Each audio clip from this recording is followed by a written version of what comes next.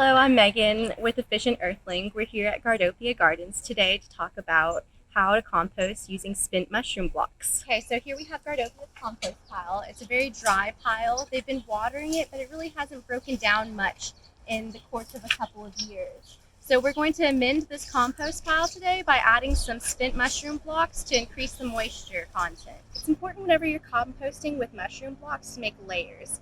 So we're going to start with a fresh block here, throw it down. We're just going to break it into smaller pieces.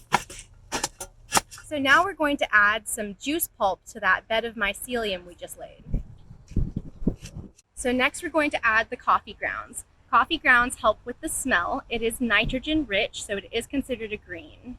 Okay, the next layer we're going to add is going to be eggshells. Eggshells are rich in calcium and potassium. They're not considered a brown or a green since they're a mineral. Nice. There we go.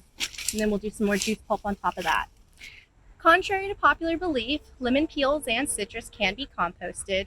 It really helps to have the spent mushroom blocks that eat the peels.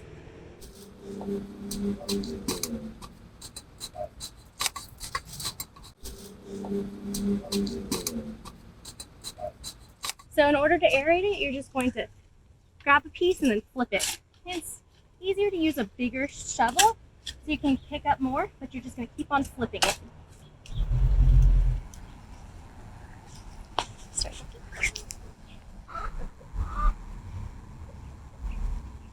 So the food chain of compost is going to have mycelium at the top, which is going to break down the cellulose and the juice pulp, making it easier for the bugs to eat, the worms to digest, creating those castings, which make those nutrients from the cellulose and the juice pulp bioavailable to the plants that you're going to be feeding.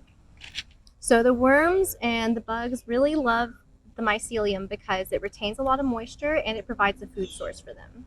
One of the bugs that you're going to find in your compost pile are going to be these larvae here.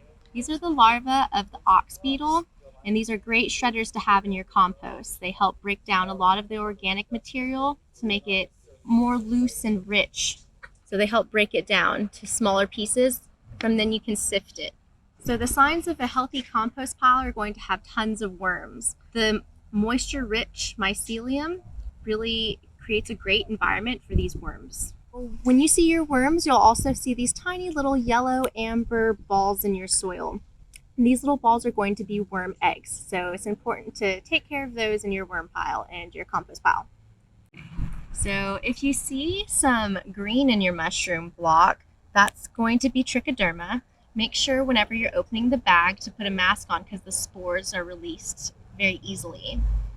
Trichoderma helps with root health in your garden, so it helps combat bad fungi, and it is good fungi that helps with the bad fungi.